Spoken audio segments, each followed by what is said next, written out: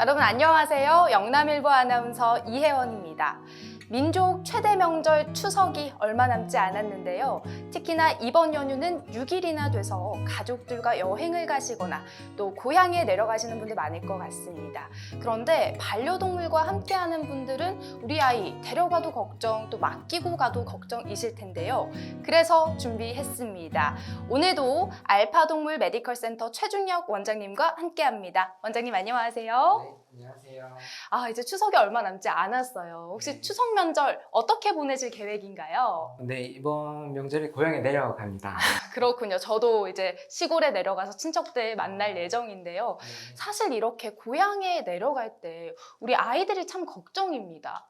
같이 내려갈 때 장시간 자동차를 타고 가거나 케이지 안에서 이동을 하는 경우가 많을 텐데 그럴 때 혹시 신경을 써야 할 부분이 있을까요? 반려동물과 여행을 떠난다면 항상 컨디션 체크에 주의해야겠습니다. 여행을 떠난다면 반려동물은 새로운 환경에 굉장히 스트레스를 받을 수 있습니다. 이에 여행 전후로 상태를 잘 체크해 주시는 게 좋겠는데요. 특히 밥을 잘 안 먹는다든가 구토나 설사가 있지는 않은지 이런 전반적인 부분을 여행 전후로 잘 체크해 주시는 것이 좋으며, 문제가 있다면 바로 체크해서 질병이 진행되기 전에 미리 확인하는 것이 좋겠습니다. 식욕의 경우 저희가 이틀 이상 밥을 안 먹거나, 구토 같은 경우에 이제 하루 3번 이상 하거나, 설사는 이제 물처럼 나오거나 피가 섞여 나온다, 이런 경우에는 동물병원에 내원하시어 여행 가시기 전에 상태를 체크해 보시는 것이 좋겠습니다. 그렇군요. 그런데 저희가 같이 데려갈 때 말고 또 친척이나 아니면 다른 친구들에게, 이웃에게 2, 3일 정도 맡기는 경우가 있을 수도 있어요. 그럴 때 우리 아이가 조금 불안해하지 않도록 할 수 있는 방법도 있을까요? 네, 저희가 준비해야 할 부분이 평상시 사용하는 물품들을 준비해 주시면 좋겠습니다. 특히 여행 등을 다닐 시에 평소 캔넬 훈련을 하면 상당히 도움이 많이 되는데요. 평소 지내는 캔넬이 있다면 불안도를 많이 줄일 수 있겠습니다. 또한 사용하던 매너벨트나 배변 패드, 식기 등도 평소 사용하는 제품들을 챙겨 주신다면 조금 더 편안한 환경에서 지낼 수 있겠습니다. 네, 그렇군요. 근데 사실 이 고향 갈 때 데려가는 경우에 1시간 이내 거리는 솔직히 그렇게 장시간이 아니어서 그래도 데려가면 되겠다 생각을 하지만 3시간, 4시간 이렇게 오래 걸릴 경우도 있어요. 이럴 때는 우리 아이들이 멀미가 날 수도 있고 또 좌석이 불편할 수도 있는데 그럴 때는 또 저희가 어떻게 신경을 써주면 좋을까요? 네. 장시간 차를 탄다면 멀미나 흥분 등을 할 수 있는데요. 차를 타기 전에 30분 정도 가벼운 산책을 하고 탄다면 갑자기 차를 타는 것보다 흥분도를 조금 줄일 수 있습니다. 또한 평상시 멀미를 하는 경우라면 멀미약을 30분에서 1시간 정도 전에 먹고 탄다면 과도한 구토나 흥분 등을 미리 예방할 수 있겠습니다.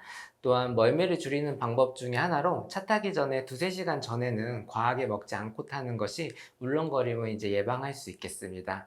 또한 간혹 창문을 열어주어 환기를 시켜주는 방법도 좋으나, 창문을 열었을 시 뛰어내리는 데 낙상 사고 등도 있을 수 있으니 안전가드나 벨트 등을 이용하는 것이 좋겠습니다. 또 장기간 이동할 경우 중간에 쉬면서 이동하는 것이 좋은데요. 저희가 2시간 정도에 한 번씩은 꼭 쉬어서 이동하는 것이 좋겠습니다. 개인 차량으로 이동할 경우 외에 기차나 대중교통을 이용을 할 수도 있잖아요. 그럴 때는 우리 아이들을 케이지에 넣어서 또 이동을 할 텐데 그럴 때는 또 어떤 방법이 좋을까요? 우리 아이들이 불안하지 않게 하는 방법 중에. 네. 케이지로 이동 시 주의해야 할 부분은, 케이지가 보통 앞쪽 문만 개방되어 있는 경우가 많습니다. 이에 좌우에서는 정확한 상태를 확인하기 어려운데요. 이동 시에는 항상 잘 있는지 이 앞쪽으로 계속 확인을 해주시면 좋겠습니다.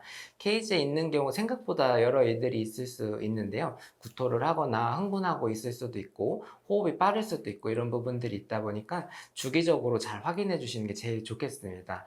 특히 이제 위험할 수 있는 부분들은 피부병 등으로 이제 뇌칼라를 하고 케이지를 이동하거나 하는 경우에, 이런 뇌칼라에 의해서 이제 호흡을 잘 못 쉬는 경우가 있을 수 있기 때문에 반드시 뇌칼라를 한 경우라면 케이지를 잘 계속 확인해 주시면 좋겠습니다. 또 케이지가 익숙하지 않다면 이제 과호흡이라든가 순간적으로 호흡이 잘 안 될 수도 있기 때문에 이 호흡 문제들을 이제 케이지를 사용할 때 잘 봐주시면 좋겠습니다. 케이지를 천으로 덮어서 이동하시는 분들도 있더라고요. 그 방법도 괜찮은 방법인가요? 네, 주위 환경에 되게 예민하기 때문에 네. 덮어주신다면 이제 이동하실 때 훨씬 더 안정적으로 이동하실 수 있겠습니다. 자, 이제 다음 질문인데요. 우리에겐 고향집이고 좀 반가운 친척이지만 우리 아이들에게는 처음 보는 사람이거든요. 이런 낯선 환경에 적응을 할 수 있는 방법은 또 뭐가 있을까요? 항상 여행 가실 때 앞서 설명드렸지만 이제 사용하시던 물건들을 항상 챙겨 가시는 게 좋은데요. 낯선 환경에서 조금 더 잘 적응할 수 있겠습니다. 특히 가지고 놀던 장난감이나 담요 등이 도움이 될 수 있어서 항상 챙기시면 좋고, 또 너무 적응을 못하는 경우에는 강아지, 고양이 페로몬 제품들도 있는데요. 마음을 조금 차분하게 해서 약간의 진정 효과를 주는 경우도 있어 이런 제품들을 챙겨보는 방법도 있겠습니다. 사실 명절 하면은 저희도 설레는 이유가 맛있는 음식들이 굉장히 많잖아요. 벌써부터 고향집에 가면 기름 냄새, 전 부치는 냄새 정말 좋은데 우리 아이들도 이 냄새에도 민감하잖아요. 그래서 먹고 싶어질 수가 있을 것 같아요. 그럴 때 고구마전 같은 그런 작은 것들 좀 건네줘도 괜찮을까요? 네. 명절이면 전을 많이 만들어 먹는데요. 사람도 이제 전을 많이 먹으면 명절 증후군과 같은 이제 소화불량이 되는 경우가 많죠. 강아지들도 마찬가지입니다. 실상 이 전들의 지방 함량들을 보게 되면 10% 내로 생각보다 그리 많은 지방의 함량은 아니지만, 전을 한 개 주신다면 일반적인 강아지 몸무게를 생각했을 때 저희가 한 10개 먹는 것과 같으니까 상당히 많은 양이 되겠습니다. 보통 한 번 먹으면 또 달라고 하기 이렇게 여러 번 주시다 보면 지방 비율은 높지 않더라도 총 지방량이 많기에 소화불량이나 췌장염 등의 질병이 추석으로 정말 많은 빈도로 병원에 내원하게 됩니다. 이에 전을 주시더라도 야채전이나 고구마전 이런 야채 위주로 주시는 게 낫고, 그 와중에도 좀 반 이하로 작게 좀 잘라주시는 게 좋겠습니다. 또한 꼭 피하시라 말씀드리고 싶은 음식들은 떡류와 꼬치가 있는데요. 송편과 같은 떡도 강아지들이 참 좋아하는데 한 입에 삼키고 목에 걸리는 경우가 상당히 많습니다. 또한 꼬치도 위험할 수 있는데요. 전 자체가 단단하고 상당히 커서 식도에 걸리는 경우가 많고, 통째로 삼킬 경우 이 꼬치가 입천장이나 식도, 위 등을 천공하는 경우가 있어서 주의해야 하겠습니다.